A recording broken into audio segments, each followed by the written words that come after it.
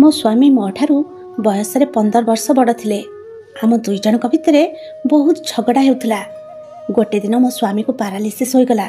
आउ से बिछणारे पड़ी रहिले। आउ कांदिबाकु लागिले। आउ कांदी कांदी स्टोर रूम आड़कू इशारा करुथिले। मु स्टोर रूम को जाइकी देखे तो सेठी केही भी नथांती। अचानक दिने मो स्वामीकर देहांत होईगला। तांको मरिबार गोटे सप्ताह होइथिला कि नहीं मोते तांको इशारा कथा मने पड़िबाकु लागिला। गोटे दिन आम चाकराणी आसी नथिला। मु भाबिली आज मु स्टोर रूम सफा करदेबी। मु सेठिके सफा करिबा पई चलीगली। आउ जेमिति ही मु स्टोर रूम रो कबाट खोलिली मोर तो जीवन चलीगला भली लागिला। काहेकि ना स्टोर रूम सफा करला बेले मते सेठी कथारे अछि भगवान समस्तक सहित न्याय करंती। किछि लोक न्याय पाई जांती हेले सेमानकु जणा न थाए। मु भी सेमानक मध्यरु जणे थिली। मो ना दीपा। मु देखिबाकू अधिक सुंदरी नुहे। मो बापा और माँ मो बाहागर गोटे बहुत बड़ लोक सह करदेले जी कि गोटे बहुत बड़ चाकरी मते करिथिला। किंतु मो ठारू से 15 वर्ष बड़ थिले। आउ तांको आमे जेतेबेले बाहर को बुलिबाकू जाऊ लोक माने मते तांको झियो बोली भाबंती। मते से कहंती कि टिके अधिका खाइबा खाओ जहा फल कि मो ओजन बढ़ी जीवो आउ मु तांको बयसर देखा जिबाकू लागिबी।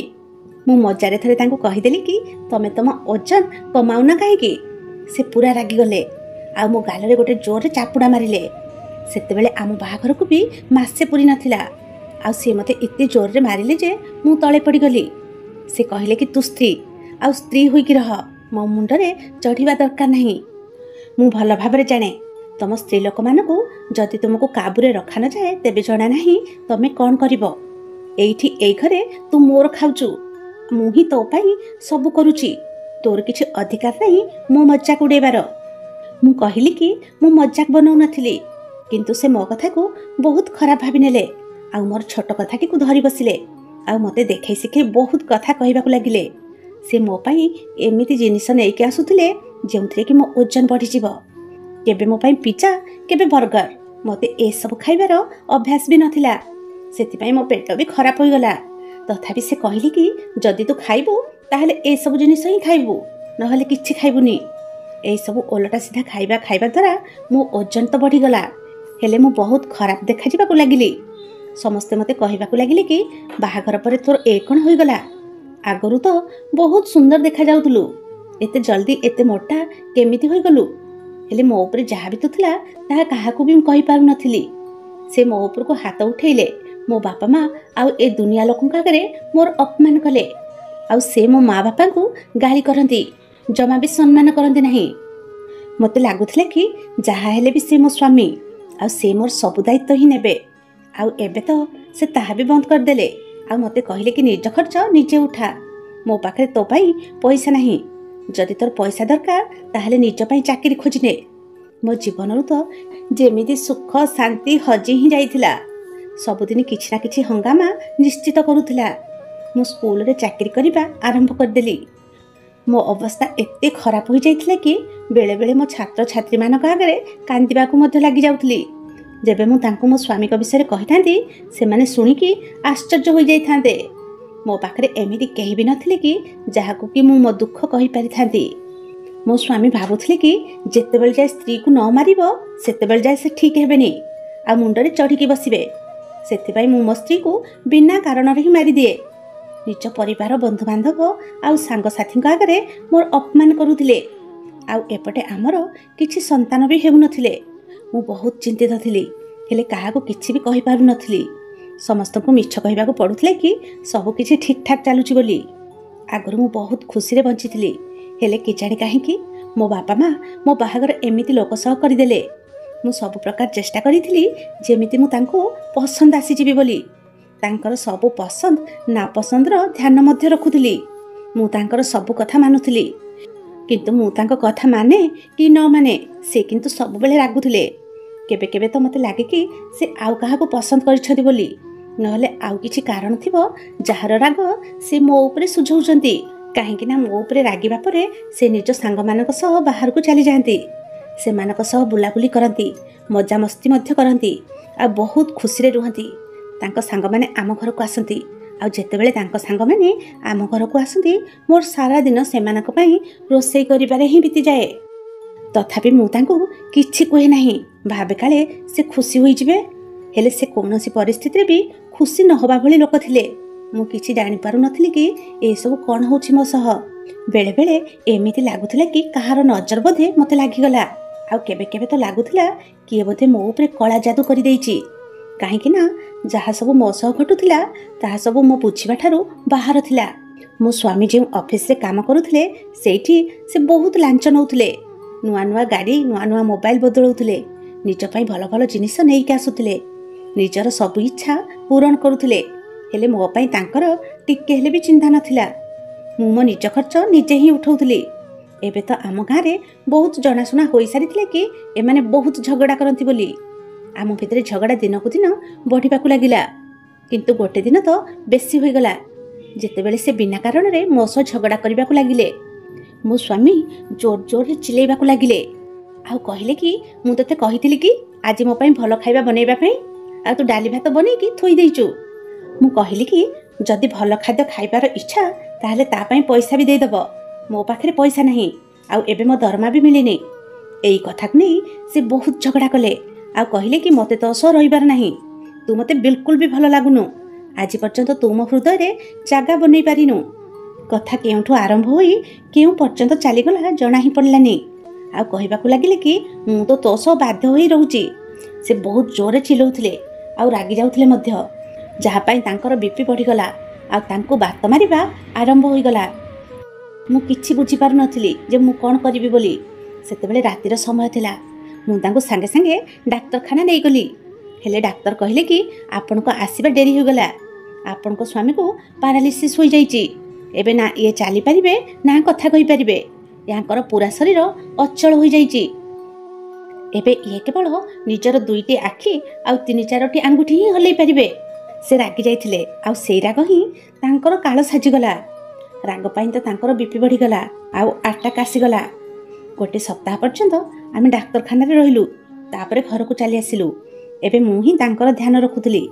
ଏବେ ତ ସେ କିଛି କହି ବି ପାରୁନଥିଲେ କି ହଲି ବି ପାରୁନଥିଲେ, କିନ୍ତୁ ଏବେ ବି ସେ ତାଙ୍କ କର୍ମ ପାଇଁ ଅନୁତପ୍ତ ନଥିଲେ। କିନ୍ତୁ ସେ ଯାହା ବି ହେଉ, ସେ ଯେମିତି ବି ଥିଲେ ମୋ ସ୍ୱାମୀ ଥିଲେ। ମୁଁ ଚାହୁଁନଥିଲି କି ତାଙ୍କ ସହ ଏମିତି କିଛି ହେଉ ବୋଲି। ଗୋଟେ ସ୍ତ୍ରୀ ତା ସ୍ୱାମୀର ଖରାପ କେବେ ବି ଭାବିପାରିବନି, ତା ସ୍ୱାମୀ ଯେତେ ବି ଖରାପ ହେଇଥାଉ ନା କାହିଁକି। ଏବେ ତ ଆମ ଘରେ ପଇସାର ଅଭାବ ହେବାକୁ ଲାଗିଲା।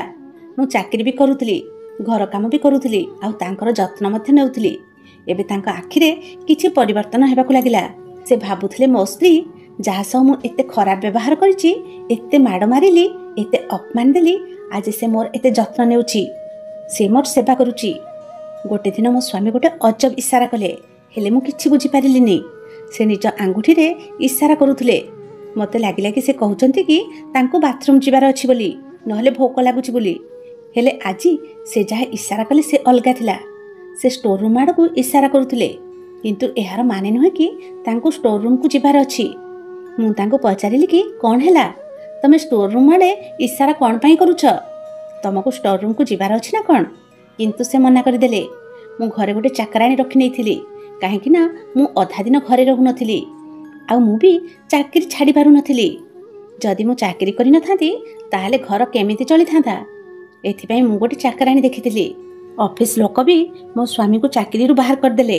ଏବେ ସେ ଆଉ ଅଫିସ୍ ଯାଇପାରିବେନି, ସେଇଥିପାଇଁ ତାଙ୍କ ଦରମା ଆସିବା ବନ୍ଦ ହୋଇଗଲା। ଆଉ ବାକି ଯାହା ପଇସା ବାକି ଅଛି କମ୍ପାନୀ ଉପରେ, ତାହା ମିଳିବା ପାଇଁ କିଛି ସମୟ ଲାଗିବ। ଯେତେବେଳେ ମୁଁ ତାଙ୍କୁ ଫୋନ୍ କରେ ସେ କିଛି ନା କିଛି ବାହାନା କରୁଥିଲେ। ସେ ପଇସା ବି ଆମକୁ ମିଳୁନଥିଲା। ମୋ ସ୍ୱାମୀଙ୍କ କାମ ଏମିତି ଥିଲା କି ତାଙ୍କୁ ବହୁତ ଲୋକ ଜାଣିଥିଲେ ଆଉ ଡରୁଥିଲେ ମଧ୍ୟ। ତାଙ୍କ ଦସ୍ତଖତ ବିନା ଫାଇଲ ପୁରା ହେଉନଥିଲା, ସେଥିପାଇଁ ତାଙ୍କୁ ଲକ୍ଷ ଲକ୍ଷ ଟଙ୍କାର ଲାଞ୍ଚ ମଧ୍ୟ ଦେଉଥିଲେ। ତାଙ୍କର କିଛି ବନ୍ଧୁବାନ୍ଧବ ଏମିତି ଥିଲେ କି ଯେଉଁମାନେ କି ଆଗରୁ ପଇସା ପାଇଁ ସବୁବେଳେ ପାଖରେ ରହୁଥିଲେ, ହେଲେ ଏବେ ଯେମିତି ତାଙ୍କର ଖରାପ ସମୟ ଆସିଲା ସମସ୍ତେ ତାଙ୍କଠାରୁ ଦୂରେଇ ଗଲେ। ଏବେ ସେ ଅନୁଭବ କରିପାରିଲେ କି ମୋ ଖରାପ ସମୟରେ ମଧ୍ୟ ମୋ ସ୍ତ୍ରୀ ମୋ ସହ ଅଛି। ଏବେ ତ ସେ ସବୁଦିନ ରାତିରେ ଷ୍ଟୋର ରୁମ୍ ଆଡ଼କୁ ଇସାରା କରନ୍ତି ଆଉ କାନ୍ଦନ୍ତି। ତାଙ୍କୁ ଦେଖିକି ମୋତେ ବି ବହୁତ କାନ୍ଦ ଲାଗେ, କାହିଁକି ନା ମୁଁ ତାଙ୍କର ଏମିତି ଅବସ୍ଥା ଦେଖିପାରୁନଥିଲି। ଆମ ବାହାଘରକୁ 5 ବର୍ଷ ହୋଇଯାଇଥିଲା। ଏଇ 5 ବର୍ଷ ଭିତରେ ସେ ମୋତେ ଟିକେ ଶାନ୍ତିରେ ନିଶ୍ୱାସ ନେବାକୁ ଦେଇନାହାନ୍ତି। ସବୁଦିନ ମୋ ରକ୍ତ ଜଳୁଥିଲା, ବହୁତ କଷ୍ଟ ସେ ମୋତେ ଦେଇଛନ୍ତି, କିନ୍ତୁ ମୁଁ ତାଙ୍କୁ କ୍ଷମା କରିଦେଇଥିଲି। ବୋଧେ କାହିଁକି ନା ତାଙ୍କୁ ତାଙ୍କ କର୍ମର ଫଳ ମିଳିସାରିଥିଲା। ମୁଁ ତାଙ୍କୁ ଆଉ ଦଣ୍ଡ ଦେବାକୁ ଚାହୁଁନଥିଲି। ସେ ବାରମ୍ବାର କାନ୍ଦୁଥିଲେ ଆଉ ଇସାରା କରୁଥିଲେ। ମୁଁ ତାଙ୍କ ଇସାରା କରିବା ପରେ ଯାଇକି ଦେଖେ, ହେଲେ ମୋତେ ସେଠି କିଛି ବି ମିଳେନି। ନା ସେଠି ତାଙ୍କର କିଛି ଜିନିଷ ଥିଲା, ନା ଏମିତି କିଛି ଜିନିଷ ଥିଲା ଯେଉଁଟାକି ତାଙ୍କୁ ଦରକାର ଥିଲା। ଏବେ ବାରମ୍ବାର ଗୋଟେ ମଣିଷ ଗୋଟେ ଜାଗାକୁ ଇସାରା କରୁଛି, ମାନେ ସେଇଠି କିଛି ନା କିଛି କଥା ତ ନିଶ୍ଚିତ ଅଛି। କିନ୍ତୁ ମୁଁ କିଛି ବୁଝିପାରୁନଥିଲି। ଗୋଟେ ଦିନ ତାଙ୍କର ଜଣେ ସମ୍ପର୍କୀୟ ଆମ ଘରକୁ ଆସିଲେ। ଆଶ୍ଚର୍ଯ୍ୟର କଥା ଏହା ଥିଲା ଯେ ସେ ମୋ ସ୍ୱାମୀଙ୍କ ସହ ଦେଖା ତ କଲେନି, ହେଲେ ମୋତେ ଅଜବ ଅଜବ ପ୍ରଶ୍ନ କରୁଥିଲେ। କହିଲେ କି ତମ ସ୍ୱାମୀଙ୍କ ଦରମା ଆଉ ଫଣ୍ଡର ପଇସା କେବେ ମିଳିବ? ମୁଁ କହିଲି କି ଜଣା ନାହିଁ, ମୁଁ ତ ସବୁଦିନ ଫୋନ୍ କରୁଛି, ହେଲେ ସେମାନେ କିଛି ନା କିଛି ବାହାନା କରୁଛନ୍ତି। ତାପରେ ସେ କହିଲେ କି ବହୁତ ସାରା ପଇସା ମିଳିବ ତ, ତମେ ଏତେ ସାରା ପଇସା କରିବ କ'ଣ? ମୁଁ କହିଲି କି ମୋ ସ୍ୱାମୀଙ୍କର ଚିକିତ୍ସା କରିବି। ହୋଇପାରେ ଅନ୍ୟ ସହରରେ ତାଙ୍କ ଚିକିତ୍ସା ହୋଇଯିବ ଆଉ ସେ ଭଲ ହୋଇଯିବେ। ତାପରେ ସେ ମୋତେ ପଚାରିଲେ ତମ ସ୍ୱାମୀ ଆଉ କେଉଁଠି ଦ୍ୱିତୀୟ ବିବାହ କରିନଥିଲେ ତ? ମୁଁ କହିଲି ମୁଁ ଜାଣିନି, ହେଲେ ସେ ମୋତେ ନିଜ ପଇସା ଦିଅନ୍ତି ନାହିଁ। ସେ କହିଲେ ତାହେଲେ ତ ସେ ନିଶ୍ଚିତ ଦ୍ୱିତୀୟ ବିବାହ ହିଁ କରିଥିବେ। ମୁଁ କହିଲି କି ଯଦି ସେମିତି ହୋଇଥାନ୍ତା ତାହେଲେ ଏତେବେଳ ପର୍ଯ୍ୟନ୍ତ ସେ ସ୍ତ୍ରୀ ଲୋକଟି ଏଠି ଆସି ପହଞ୍ଚି ସାରନ୍ତାଣି। ମୋ ସ୍ୱାମୀ ମୋତେ ଏ ବିଷୟରେ କିଛି ବି କହିନାହାନ୍ତି, କିମ୍ବା ସେ ଆଉ କାହାକୁ ବିବାହ ମଧ୍ୟ କରିନାହାନ୍ତି। ତାପରେ ସେ କହିଲେ କି ତାହେଲେ ତମେ ମିଛ କହୁଛ, ତାର ସବୁ ଟଙ୍କା ପଇସା ତମ ପାଖରେ ହିଁ ଅଛି। ସେ ବହୁତ ଲୋକଙ୍କ ପାଖରୁ ଲକ୍ଷ ଲକ୍ଷ ଟଙ୍କାର ଲାଞ୍ଚ ନେଉଥିଲା, ସେ ପଇସାକୁ ତମ ଉପରେ ହିଁ ଉଡ଼ାଉଥିବ। ମୋତେ ବି ରାଗ ଆସିଲା, ଆଉ ମୁଁ କହିଲି କି ଦେଖନ୍ତୁ ମୁଁ ନିଜେ ଚାକିରି କରେ, ଖରା ବର୍ଷା ଶୀତ ଯାହା ବି ହେଉ ମୁଁ ଯେମିତି ହେଲେ ବି ମୋ ଚାକିରିକୁ ଯାଉଥିଲି। ମାସକୁ 30 ଦିନ ଖଟିବା ପରେ ମୋତେ ମୋ ଦରମା ମିଳୁଥିଲା, ଆଉ ତାହା ବି ଘର ଖର୍ଚ୍ଚରେ ହିଁ ସରିଯାଉଥିଲା। ତମକୁ ତାଙ୍କ ପଇସା ଦରକାର ତ ତମେ ନିଜେ ହିଁ ଖୋଜି ନେଇଯାଅ। ତାଙ୍କ ପଇସା ଆଉ ତାଙ୍କ ଦ୍ୱିତୀୟ ସ୍ତ୍ରୀ ଯଦି ତମକୁ ମିଳିଯାଆନ୍ତି ତାହେଲେ ମୋତେ ବି ଜଣେଇଦେବ ଦୟାକରି। ସେ କହିଲେ କି ତମେ ବହୁତ ଖରାପ, ଆଉ ତମ ସ୍ୱାମୀ ବି ଠିକ୍ ଏମିତି ହିଁ ଥିଲେ, ସେଥିପାଇଁ ଆଜି ଏମିତି ଅବସ୍ଥାରେ ପଡ଼ିଛି। ତମେ ବି ଏମିତି ଅବସ୍ଥାରେ ଯେମିତି ପହଞ୍ଚି ନ ଯାଅ। ଆଜି ସେ ଲୋକମାନଙ୍କ ପାଇଁ ଗୋଟେ ବୋଝ, କାଲି ତମେ ଯେମିତି ବୋଝ ବନି ନ ଯାଅ। ଏମିତି ହେଲେ ତୁମ 2 ଜଣଙ୍କର ଯତ୍ନ କିଏ ନେବ? ତମେ ତ ଏମିତି ହିଁ ପଡ଼ି ପଡ଼ି ମରିଯିବ। ମୁଁ ତାଙ୍କ କଥା ଶୁଣିକି ଆଶ୍ଚର୍ଯ୍ୟ ହୋଇ ରହିଗଲି। ମୁଁ ଭାବିଲି ଏ କେମିତିକା ଦୁନିଆ, ଏଠି ଲୋକମାନେ ତମକୁ କୌଣସି ପରିସ୍ଥିତିରେ ବି ଶାନ୍ତିରେ ବଞ୍ଚିବା ପାଇଁ ଛାଡ଼ନ୍ତି ନାହିଁ। ତଥାପି ବି ମୁଁ ଭଦ୍ରତା ସହ କହିଲି କି ଆପଣ ଆସିପାରନ୍ତି। ତାପରେ ସେ ଚାଲିଗଲେ। ମୁଁ ଏସବୁ କଥା ମୋ ସ୍ୱାମୀଙ୍କୁ କହିଲି। ସେ ଶୁଣୁଥିଲେ, ବୁଝୁଥିଲେ ଆଉ କାନ୍ଦୁଥିଲେ ମଧ୍ୟ। ସେ ମଧ୍ୟ ମୋ ସହ କଥା ହେବା ପାଇଁ ଚାହୁଁଥିଲେ, ହେଲେ ଏବେ ସେ କଥା ହୋଇପାରୁନଥିଲେ। ତା ପରଦିନ ମୁଁ ଡାକ୍ତରଙ୍କୁ ଦେଖେଇଲି ତ ସେ କହିଲେ କି ୟାଙ୍କର ଭଲ ହେବା ଆଶା ଖୁବ୍ କମ୍ ଅଛି। ଏବେ ତ ସେ ଏମିତି ହିଁ ରହିବେ, ଆଗକୁ ଭଗବାନଙ୍କ ଇଚ୍ଛା। କିନ୍ତୁ ତମେ ଯଦି ଚାହିଁବ ଆଉ ଡାକ୍ତରଙ୍କୁ ମଧ୍ୟ ଦେଖେଇ ପାରିବ, ନହେଲେ ସହରକୁ ମଧ୍ୟ ନେଇପାର। ଡାକ୍ତର ପ୍ରତି ମାସରେ ଆସି ଚେକଅପ୍ କରୁଥିଲେ, କିନ୍ତୁ କିଛି ଭଲ ଖବର ମିଳୁନଥିଲା। ବାସ୍ ମୋ ସ୍ୱାମୀ ବାରମ୍ବାର ଷ୍ଟୋର ରୁମ୍ ଆଡ଼କୁ ଇସାରା କରୁଥିଲେ, ଆଉ ମୁଁ ବୁଝିପାରୁନଥିଲି କି ସେ କ'ଣ କହିବା ପାଇଁ ଚାହୁଁଥିଲେ। ସେ ଏମିତି ହିଁ ସବୁଦିନ କାନ୍ଦୁଥିଲେ। ଡାକ୍ତର କହୁଥିଲେ କି ସେ ଯଦି ଏମିତି ସବୁଦିନ କାନ୍ଦିବେ ତାହେଲେ ତାଙ୍କ ଆଖି ଖରାପ ହୋଇଯିବ, ଆଉ ଔଷଧ ବି କାମ କରିବନି। ମୁଁ ତାଙ୍କୁ ବୁଝାଉଥିଲି କି ତମେ ଏମିତି କାନ୍ଦନି, ସବୁ ଠିକ୍ ହୋଇଯିବ। ଗୋଟେ ଦିନ ସକାଳୁ ଯେତେବେଳେ ମୁଁ ତାଙ୍କୁ ଉଠେଇବାକୁ ଗଲି ତ ମୁଁ ଦେଖିଲି କି ସେ ଆଉ ଉଠୁନଥିଲେ। ସେତେବେଳେ ମୁଁ ଜାଣିପାରିଲି ଯେ ସେ ଏ ଦୁନିଆ ଛାଡ଼ି ଚାଲି ଯାଇଛନ୍ତି ବୋଲି। ମୋ ପାଦ ତଳୁ ଯେମିତି ମାଟି ଖସିଗଲା ଭଳି ଲାଗିଲା, ଆଉ ମୁଁ ଡାକ୍ତରଙ୍କୁ ଡାକିଲି। ସେ କହିଲେ ତୁମ ସ୍ୱାମୀଙ୍କର ଦେହାନ୍ତ ହୋଇଯାଇଛି। ତାଙ୍କ ପାଇଁ ଏହା ହିଁ ଠିକ୍ ହେଲା, କାହିଁକି ନା ସେ ବଞ୍ଚିବାର ଆଶା ଛାଡ଼ି ଦେଇଥିଲେ, ଆଉ ବହୁତ କଷ୍ଟ ମଧ୍ୟ ପାଉଥିଲେ। ଭଲ ହେଲା କି ଭଗବାନ ତାଙ୍କୁ ଡାକିନେଲେ। ଏହା ଶୁଣିକି ମୋତେ ଧକ୍କା ଲାଗିଲା ଭଳି ଲାଗିଲା, ଆଉ ମୁଁ କାନ୍ଦିବାକୁ ଲାଗିଲି। ସେ ଯେମିତି ବି ହୁଅନ୍ତୁ ନା କାହିଁକି, ଯାହା ହେଲେ ବି ସେ ମୋ ସ୍ୱାମୀ ଥିଲେ, ତାଙ୍କର ବି ବଞ୍ଚିବାର ଅଧିକାର ଥିଲା। ମୁଁ ପୁରା ସମ୍ମାନ ସହ ତାଙ୍କର କ୍ରିୟାକର୍ମ କଲି। ମୁଁ କିଛି ଚାକିରିକୁ ମଧ୍ୟ ଗଲି ନାହିଁ, ଆଉ ଘରେ ରହୁଥିଲି। ଆଉ ମୋ ସହ ଘରେ ମୋ ଚାକରାଣୀ ରହୁଥିଲା। ସେ ହିଁ ଘରର ସବୁ କାମ କରୁଥିଲା, ରୋଷେଇ କରିବା, କପଡ଼ା ଧୋଇବା, ଘର ସଫା କରିବା, ସବୁ କିଛି। ମୋ ସ୍ୱାମୀଙ୍କ ମୃତ୍ୟୁ ପରେ ମୋର କୋଉ କାମରେ ବି ମନ ଲାଗୁନଥିଲା। ଗୋଟେ ଦିନ କେହି ଜଣେ କବାଟ ଠକ୍ ଠକ୍ କଲେ। ମୋତେ ମୋ ଚାକରାଣୀ ଆସି କହିଲେ କି ଆପଣଙ୍କୁ ଜଣେ ସ୍ତ୍ରୀ ଲୋକ ଦେଖା କରିବାକୁ ଚାହାନ୍ତି, ତାଙ୍କ ସହ ତାଙ୍କ ପିଲାମାନେ ବି ଆସିଛନ୍ତି। ମୁଁ କହିଲି କି ତାଙ୍କ ନାଁ କ'ଣ? ସେ ମୋତେ ତାଙ୍କ ନାଁ ବି କହିଲା, ମୀନା। ହେଲେ ଏଇ ନାମରେ ମୁଁ କୌଣସି ସ୍ତ୍ରୀ ଲୋକକୁ ଜାଣିନଥିଲି। ମୁଁ ତାଙ୍କୁ ଆଉ ତାଙ୍କ ପିଲାମାନଙ୍କୁ ପଚାରିଲି ଆପଣମାନେ କିଏ? ସେ କହିଲେ କି ମୁଁ ତାଙ୍କର ଦ୍ୱିତୀୟ ସ୍ତ୍ରୀ, ସେ ତ ମରିଗଲେ। ଏବେ ମୁଁ ନିଜର ଆଉ ମୋ ଛୁଆମାନଙ୍କର ଭାଗ ନେବା ପାଇଁ ଆସିଛି। ତୁମ ସ୍ୱାମୀ 3 ବର୍ଷ ପୂର୍ବରୁ ଲୁଚିକି ମୋତେ ବାହା ହୋଇଯାଇଥିଲେ, ଆଉ 3 ବର୍ଷରେ ମୋର 2ଟି ଛୁଆ ବି ଅଛନ୍ତି।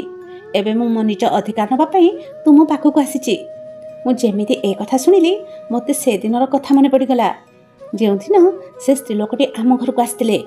ଏହାର ମାନେ ସେ କିଛି ଭୁଲ କହୁନଥିଲେ, ଆଉ ମୋ ସ୍ୱାମୀଙ୍କର ଅନ୍ୟ ସବୁ ବନ୍ଧୁବାନ୍ଧବ ମଧ୍ୟ ଏହା ହିଁ ଭାବୁଥିଲେ। ମୁଁ କହିଲି, ତତେ ଟିକେ ଲାଜ ଲାଗିଲାନି ଜଣେ ବିବାହିତ ଲୋକକୁ ବାହା ହେବା ପାଇଁ? ସେ କହିଲା କି, ଏଥିରେ ମୋର କ'ଣ ଭୁଲ? ସେ ତମକୁ ପସନ୍ଦ କରୁନଥିଲେ, ତମେ ତାଙ୍କୁ ଭଲ ଲାଗୁନଥିଲ, ଆଉ ମୁଁ ସୁନ୍ଦର ଆଉ କୁଆଁରୀ ଥିଲି। ସେ ମୋ ପଛରେ ପଡ଼ିଗଲେ ଆଉ ମୋତେ ବାହା ହୋଇଗଲେ। ମୁଁ କହିଲି କି, ସୁନ୍ଦର ତ ମୁଁ ବି ଥିଲି, ହେଲେ ସେ ମୋତେ ଜାଣିଶୁଣି ଅସୁନ୍ଦର କରିଦେଲେ। ସେ କହିଲା କି, ଜଣେ ପୁଅ ଏମିତି କାହିଁକି କରିବ? ବୋଧେ ତମ ଭାଗ୍ୟ ହିଁ ଖରାପ ଥିଲା। ଏବେ ଏସବୁ କଥାକୁ ଛାଡ଼, ଏବେ ତ ସେ ଆଉ ଏ ଦୁନିଆରେ ନାହାନ୍ତି, ମୋତେ ମୋ ଭାଗ ଦେଇଦିଅ। ମୁଁ କହିଲି କି, ସେ ମୋ ପାଖରେ କିଛି ବି ଛାଡ଼ିକି ଯାଇନାହାନ୍ତି।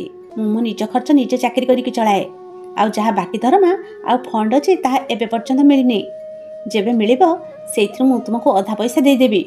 ଆଉ ରହିଲା ଏ ଘର ହେଉଛି ଭଡ଼ା ଘର, ଆଉ ଏହାର ଭଡ଼ା ପଇସା ମୁଁ ହିଁ ଦିଏ।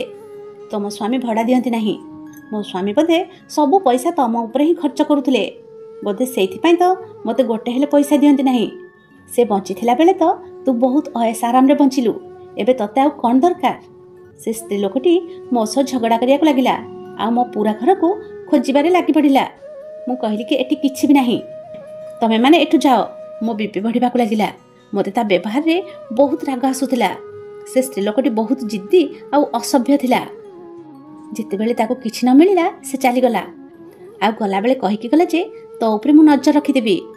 ଯେତେବେଳେ ତାଙ୍କ ପଇସା ଆସିଯିବ ମୁଁ ନିଜେ ହିଁ ନେବା ପାଇଁ ଆସିଯିବି, ମୋତେ ସବୁ କିଛି ଜଣା ପଡ଼ିଯିବ। ମୋ ଚାକରାଣୀ ମୋତେ କହିଲା କି, ସେ ସେଇ ସ୍ତ୍ରୀ ଲୋକକୁ ଜାଣିଛି, ସେ ବହୁତ ଚାଲାକ ସ୍ତ୍ରୀ ଲୋକଟିଏ। ସେ ପ୍ରଥମେ ଧନୀ ଲୋକମାନଙ୍କୁ ନିଜ ଜାଲରେ ଫସାଏ ଆଉ ତାଙ୍କୁ ବାହା ହୋଇଯାଏ। ତାପରେ ତାଙ୍କର ସବୁ ଧନ ସମ୍ପତ୍ତି ନିଜ ନାଁରେ କରିନିଏ, ନହେଲେ ଛାଡ଼ପତ୍ର ନାଁରେ ନିଜ ଛୁଆମାନଙ୍କ ପାଇଁ ବହୁତ ପଇସା ମାଗେ। ଜଣା ନାହିଁ ସେ ଏମିତି କାହିଁକି କଲା, ହେଲେ ସ୍ତ୍ରୀ ଲୋକଟି ବହୁତ ଖରାପ। ମୁଁ କହିଲି କି, ମୋ ଜୀବନରେ କିଛି ବି ଭଲ ହୋଇପାରିବନି। ମୋ ସ୍ୱାମୀ ବଞ୍ଚିଥିଲା ବେଳେ ମୋତେ ବହୁତ ହଇରାଣ କଲେ, ଆଉ ମଲା ପରେ ବି ମୋ ପାଇଁ ସମସ୍ୟା ଛାଡ଼ି ଦେଇ ଚାଲିଗଲେ। ମୁଁ କ'ଣ କରିବି ଏବେ? ମୋ ସ୍ୱାମୀକୁ ମରିବାର ବେଶୀ ଦିନ ମଧ୍ୟ ହୋଇନଥିଲା। ମୋତେ ମୋ ସ୍ୱାମୀଙ୍କ କଥା ବାରମ୍ବାର ମନେ ପଡ଼ୁଥିଲା କି ସେ ବାରମ୍ବାର ଷ୍ଟୋର ରୁମ୍ ଆଡ଼କୁ ଇସାରା କ'ଣ ପାଇଁ କରୁଥିଲେ। ନିଜ ଶେଷ ସମୟରେ ବି ସେ ଏହି ଇସାରା ହିଁ କରିଥିଲେ। ମୋତେ ତାଙ୍କ କଥା ବହୁତ ମନେ ପଡ଼ୁଥିଲା। ସ୍ତ୍ରୀମାନେ ବି ବହୁତ ଅଜବ, ଯେତେବେଳେ କାହାକୁ ହୃଦୟରୁ ଭଲ ପାଆନ୍ତି ତ ସେତେବେଳେ ତାର ଦେଇଥିବା ଧୋକାକୁ ମଧ୍ୟ କ୍ଷମା କରିଦିଅନ୍ତି। କିନ୍ତୁ ମୋତେ ତ ଆଜି ପର୍ଯ୍ୟନ୍ତ ଜଣା ବି ନଥିଲା ଯେ ମୋ ସ୍ୱାମୀ ମୋ ସହ ଏମିତି କ'ଣ ପାଇଁ କଲେ, ଯେତେବେଳେ କି ମୁଁ ସବୁବେଳେ ତାଙ୍କୁ ଭଲ ହିଁ ପାଇଥିଲି। ମୁଁ ତ ବାହା ହେଲା ବେଳେ ଏଇଆ ଭାବିକି ଆସିଥିଲି ଯେ ମୁଁ ମୋ ସ୍ୱାମୀଙ୍କର ସାଥ ଦେବି। ମୁଁ ଦେଖିବା ପାଇଁ ବି ଭଲ ଥିଲି, ହେଲେ ବୋଧେ ତାଙ୍କ ହୃଦୟରେ ମୁଁ ଜାଗା ବନେଇ ପାରିଲି ନାହିଁ। ସ୍ତ୍ରୀ ସୁନ୍ଦର କି ନୁହେଁ ତାହା କେବଳ ପୁରୁଷର ନଜର ହିଁ ଠିକ୍ କରେ। ଯଦି ଥରେ କୌଣସି ସ୍ତ୍ରୀ ପୁରୁଷକୁ ପସନ୍ଦ ଆସିଯାଏ, ଆଉ ସେ ବି ଯଦି ସୁନ୍ଦର ହୋଇନଥାଏ, ସେ ତାକୁ ନିଜ ହୃଦୟର ରାଣୀ ବନେଇ ରଖେ। ଆଉ କେବେ କେବେ ବହୁତ ସୁନ୍ଦର ସ୍ତ୍ରୀ ବି ପୁରୁଷର ମନକୁ ଜିତି ପାରେନି। ସେମାନଙ୍କର ଅବସ୍ଥା ମୋ ଉପରେ ହିଁ ହୋଇଯାଏ। ଏବେ ତ ମୋ ଅବସ୍ଥା ଏମିତି ଥିଲା କି ମୁଁ ଦିନସାରା ଖାଲି କାନ୍ଦୁଥିଲି, ଆଉ ଖାଇବା ବି ଛାଡ଼ି ଦେଇଥିଲି। ସବୁବେଳେ ମୁଁ ଚିନ୍ତିତ ରହୁଥିଲି। ମୋ ପାଖରେ ଏବେ ଆଉ କିଛି ବି ନଥିଲା। ମୋ ବୟସ ମଧ୍ୟ ବେଶୀ କିଛି ହୋଇନଥିଲା। ମୁଁ ଆଉ କାହାକୁ ବାହା ହେବା ପାଇଁ ମଧ୍ୟ ଚାହୁଁନଥିଲି। ମୁଁ କେବଳ ଟିକେ ଶାନ୍ତିରେ ବଞ୍ଚିବାକୁ ଚାହୁଁଥିଲି, ହେଲେ ଏବେ ମୋର କିଛି ବି ଇଚ୍ଛା ନଥିଲା। ଘରେ ଏବେ କିଛି ବି ପଇସା ନଥିଲା। ମୋ ସ୍ୱାମୀକୁ ପଇସା ବି ମିଳୁନଥିଲା।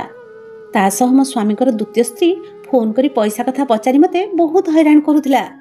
ମୋ ପାଖରୁ ପଇସା ସରିଯାଇଥିଲା। ମୁଁ ମୋ ଚାକରାଣୀକି ବି ମନା କରିଦେଲି କାମକୁ ଆସିବା ପାଇଁ, କାହିଁକିନା ମୁଁ ତାକୁ ଏବେ ଆଉ ପଇସା ଦେଇପାରିବିନି। ମୁଁ ଆଶ୍ଚର୍ଯ୍ୟ ହୋଇଗଲି ଯେବେ ଗୋଟେ ଦିନ ମୋ ଚାକରାଣୀ ନିଜ ଘରୁ ମୋ ପାଇଁ ଖାଇବା ବନେଇକି ଆଣିଲା, ଆଉ କହିଲା କି, ମ୍ୟାଡ଼ାମ୍ ଆପଣ ବହୁତ ଭଲ, ଆପଣ ମୋର ବହୁତ ଯତ୍ନ ନେଇଛନ୍ତି। ମୋ ପାଖରେ ଏତିକି ଅଛି, ମୁଁ ଆପଣଙ୍କ ପାଇଁ ଖାଇବା ଆଣିପାରିବି। ସେତେବେଳେ ମୁଁ ଜାଣିଲି ଯେ ଯଦି ଆମେ କାହା ସହ ଭଲ କରିବା ତ ସେ ତାଠୁ ବି ଭଲ ଆମ ସହ କରିଥାଏ। ତା ପାଖରେ ତ ନିଜ ପାଇଁ ହିଁ କିଛି ନଥିଲା। ସେ ବହୁତ ଗରିବ ଥିଲା, ଆଉ ତାର ନିଜର 4ଟି ଛୁଆ ମଧ୍ୟ ଥିଲେ। ମୁଁ ତା ଉପରେ ବୋଝ ବନିବା ପାଇଁ ଚାହୁଁନଥିଲି। ମୁଁ ତାକୁ କହିଲି କି, ଯଦି ମୋ ଅବସ୍ଥା ସୁଧୁରିଯାଏ ତାହେଲେ ମୁଁ ତୋତେ ହିଁ କାମରେ ରଖିବି, ଆଉ ଦରମା ବି ଦେଇଦେବି। ସେପଟେ ତାଙ୍କ ଅଫିସ୍ ଲୋକ ପଇସା ଦେବା ପାଇଁ ରାଜି ନଥିଲେ, ବୋଧେ ସେମାନେ ପଇସା ଖାଇବାକୁ ଚାହୁଁଥିଲେ। ଏପଟେ ତାଙ୍କ ଦ୍ୱିତୀୟ ସ୍ତ୍ରୀ ମୋତେ ହଇରାଣ କରି ଚାଲିଥିଲା। ମୋର ଜଣେ ସାଙ୍ଗ ଥିଲା, ଯାହାଠାରୁ ମୁଁ କରଜ ଆଣି ଚଳୁଥିଲି। ଯେମିତି ସେମିତି ହୋଇ ଖାଇବା ପିଇବାର ବ୍ୟବସ୍ଥା ହୋଇଯାଉଥିଲା। ଏବେ ତ ଏହା ବି ସରିବାକୁ ଲାଗିଲାଣି। ମୁଁ ବହୁତ ଚିନ୍ତିତ ଥିଲି। ଘରର କୌଣସି କାମରେ ବି ମନ ଲାଗୁନଥିଲା। ଚାକରାଣୀକୁ ବି ମୁଁ କାମରୁ ବାହାର କରିଦେଇଥିଲି। ଘର ବି ବହୁତ ଅସନା ହୋଇଯାଇଥିଲା। ମୋ ପାଖରେ ତ ଏମିତିରେ କରିବା ପାଇଁ କିଛି ବି ନଥିଲା। ସେଥିପାଇଁ ମୁଁ ଭାବିଲି ଆଜି ଘର ସଫା କରିଦେବି। ସେଥିପାଇଁ ମୁଁ ଷ୍ଟୋର ରୁମ୍କୁ ଚାଲିଗଲି। ସେଠିକି ଯିବା ମାତ୍ରେ ମୋତେ ମୋ ସ୍ୱାମୀଙ୍କ କଥା ମନେ ପଡ଼ିବାକୁ ଲାଗିଲା। ଆଉ ମୁଁ ଭାବିବାକୁ ଲାଗିଲି ଯେ ବାରମ୍ବାର ଷ୍ଟୋର ରୁମ୍ ଇସାରା କ'ଣ ପାଇଁ କରୁଥିଲେ। ସେହି ସମୟରେ ଅଚାନକ ମୋ ଗୋଡ଼ ଖସିଗଲା ଆଉ ମୋ ହାତ କାନ୍ଥ ଉପରେ ପଡ଼ିଗଲା। ଆଉ ଗୋଟେ ଲୁହା ପାଇପ ଆସି କାନ୍ଥରେ ବାଜି ସେ ଜାଗାର ଗୋଟେ ଟାଇଲ୍ ଭାଙ୍ଗିଗଲା। ଆଉ ମୁଁ ଯେତେବେଳେ ସେପଟେ ଦେଖିଲି ତ ମୋ ପାଦ ତଳୁ ଯେମିତି ମାଟି ଖସିଗଲା ପରି ଲାଗିଲା। ମୋତେ ବିଶ୍ୱାସ ହେଲାନି କି ମୋ ଆଖି ଏ କ'ଣ ଦେଖୁଛି। ଏହି କାନ୍ଥ ପଛପଟେ ଆଉ ଏକ ଘର ବନାଯାଇଥିଲା। ଆଉ ସେଥିରେ ଗୋଟେ ଆଲମିରା ବନାଯାଇଥିଲା। ଯେମିତି ମୁଁ ଭିତରକୁ ଗଲି ତା ଦେଖିକି ଆଶ୍ଚର୍ଯ୍ୟ ହୋଇଗଲି। ତା ଭିତରେ ଟଙ୍କା, ପଇସା, ସୁନା, ଚାନ୍ଦି, ହୀରା ଆଉ ଜଣା ନାହିଁ କ'ଣ ସବୁ ଥିଲା। ମୁଁ ବୁଝିଗଲି କି ସେ ସେଇଆଡ଼କୁ ଇସାରା କରୁଥିଲେ, ହେଲେ କହିପାରୁନଥିଲେ। ଯେମିତି ମୋ ସ୍ୱାମୀଙ୍କର ନାଁ ଲାଞ୍ଚ ନେବାରେ ବହୁତ ପ୍ରସିଦ୍ଧ ଥିଲା। ଏହା ବୋଧେ ସେଇ ଲାଞ୍ଚ ପଇସାର ହିଁ ଥିଲା। ମୁଁ ସେଇଠୁ ସବୁ ଜିନିଷ କାଢ଼ି ନେଇ ଆସିଲି ଆଉ ସେ ଜାଗାକୁ ବନ୍ଦ କରିଦେଲି ଆଉ ଆଗ ଭଳି କରିଦେଲି, ଯେମିତିକି କେହି ଜାଣିପାରିବେ ନାହିଁ। ଆଉ ତା ପରଦିନ ମୋ ଚାକରାଣୀକୁ ଡାକିଲି ଆଉ କହିଲି କି ଘରର ସବୁ ଜିନିଷ ପ୍ୟାକ୍ କରିଦେ, ମୁଁ ଏଇଠାରୁ ଚାଲିଯିବି। ଏମିତିରେ ବି ଏହା ହେଉଛି ଭଡ଼ା ଘର। ମୁଁ ଭାବୁଥିଲି କି ଏସବୁ ଧନ ସମ୍ପତ୍ତିରୁ ଅଧା ମୁଁ ମୋ ସ୍ୱାମୀଙ୍କର ଦ୍ୱିତୀୟ ସ୍ତ୍ରୀକୁ ଦେଇଦେବି ବୋଲି। ହେଲେ ଚାକରାଣୀ କହିଲା କି ସେ 2 ଜଣ ଛୁଆ ତାର ନୁହନ୍ତି, ସେ ମିଛ କହୁଥିଲା। ସେ ଆଉ କାହାର ଛୁଆ, ଆପଣଙ୍କ ସ୍ୱାମୀଙ୍କର ନୁହେଁ। ସେ ସ୍ତ୍ରୀ ଲୋକଟି ଆମ ବସ୍ତିରେ ରୁହେ। କାଲି ଗୋଟେ ଲୋକ ଆସିଥିଲା ଆଉ ନିଜ ଛୁଆମାନଙ୍କୁ ନେଇ ଚାଲିଗଲା। ହେଇପାରେ ତମ ସ୍ୱାମୀ ସେ ସ୍ତ୍ରୀ ଲୋକକୁ ବାହା ହୋଇନଥିବ। ସେ ମିଛ କହୁଥିବ, କାହିଁକିନା ସେ ଏମିତି ହିଁ ଡ୍ରାମା କରିକି ପଇସା ଲୁଟେ। ମୁଁ ଚୁପଚାପ ତା କଥା ଶୁଣୁଥିଲି। ମୁଁ ଚାକରାଣୀକୁ ତା ଦରମା ଆଉ କିଛି ପଇସା ଦେଇଦେଲି। ତାକୁ ଲାଗିଲା ବୋଧେ ମୋତେ ଅଫିସରୁ ପଇସା ମିଳିଗଲା ବୋଲି, କିନ୍ତୁ ଅଫିସ ବାଲା ତ ପଇସା ଖାଇଦେଲେ। ମୁଁ ସେଇଠୁ ଚାଲି ଆସିଲି ଆଉ ଆସିଲା ବେଳେ କିଛି ଜିନିଷପତ୍ର ତାକୁ ଦେଇ ଆସିଲି। ଆଉ ଅଳ୍ପ କିଛି ଜିନିଷପତ୍ର ନିଜ ସହ ନେଇ ଆଉ ଏକ ସହରକୁ ଚାଲିଗଲି। ସେଇଠି ମୁଁ ଚାକିରି ବି କଲି। ଏବେ ମୋ ପାଖରେ ଘର ବି ଅଛି, ଗାଡ଼ି ବି ଅଛି। ଆଉ ତା ସହ ମୁଁ ମୋ ସ୍ୱାମୀଙ୍କ ନାଁରେ ଏକ ଅନାଥ ଆଶ୍ରମ ଚଳାଉଛି। କାହିଁକି ଏ ପଇସା ମୋ ସ୍ୱାମୀଙ୍କର, ସେ ହିଁ ୟାକୁ ରଖିଥିଲେ। ସେ ତ ମୋତେ ୟାକୁ ଦେବା ପାଇଁ ହିଁ ଚାହୁଁନଥିଲେ। ଭାଗ୍ୟରେ ବୋଧେ ଏହା ହିଁ ଲେଖା ଥିଲା, ଏଇ ପଇସା ମୋତେ ହିଁ ମିଳିବାର ଥିଲା। ମୁଁ ଏଇ ପଇସାରେ କିଛି ଭଲ କାମ କରିବାକୁ ଚାହୁଁଥିଲି। ଏହିସବୁ ଶୁଣିବାକୁ ଟିକେ ଅଜବ ଲାଗିପାରେ। ମୋ ସ୍ୱାମୀ ମୋ ଠାରୁ 15 ବର୍ଷ ବଡ଼ ଥିଲେ। ସେ ଏତେ ବର୍ଷରେ ଏଇ ପଇସାକୁ ଜମା କରିଥିଲେ, ହେଲେ ସେ ତାକୁ ଖର୍ଚ୍ଚ କରିପାରିଲେ ନାହିଁ। ଏହା ହିଁ ତ ଜୀବନ। କିନ୍ତୁ ମୁଁ ଏବେ କାହା ଉପରେ ବି ଭରସା କରିପାରିବିନି। ସେଇଥିପାଇଁ ମୁଁ ଦ୍ୱିତୀୟ ବିବାହ କରିଲି ନାହିଁ। ମୁଁ ଆଗକୁ ପଢ଼ିବା ପାଇଁ ନିଷ୍ପତ୍ତି ନେଇଛି, ଯାହାଫଳରେ କି ମୁଁ ଗୋଟେ ଭଲ ଚାକିରି କରିପାରିବି। ଆପଣଙ୍କ ପାଖରେ ସମ୍ପତ୍ତିର ସମୁଦ୍ର ଥାଉ ନା କାହିଁକି, ବସି ଖାଇଲେ ତାହା ଦିନେ ନା ଦିନେ ସରିଯିବ। ମୁଁ ମୋ ସ୍ୱାମୀଙ୍କୁ ଖୁସି ଖୁସିରେ ମନେ ପକାଇ ତାଙ୍କ ଆତ୍ମାର ଶାନ୍ତି ପାଇଁ ଭଗବାନଙ୍କ ପାଖରେ ପ୍ରାର୍ଥନା କରୁଛି। କାହିଁକି ନା ସେ ଯେତେ ଯାହା ହେଲେ ବି ମୋ ସ୍ୱାମୀ। ଆଉ ମୁଁ ଆମ ଅନାଥ ଆଶ୍ରମର ପିଲାମାନଙ୍କୁ ନିଜର ପିଲା ଭାବି ସାରା ଜୀବନ ହସ ଖୁସିରେ କାଟିନେବି। କାହାଣୀଟି ଯଦି ଭଲ ଲାଗିଥିବ ନିଶ୍ଚୟ ଲାଇକ୍ ସେୟାର କରିଦେବେ। ରହୁଛି, ଜୟ ଜଗନ୍ନାଥ।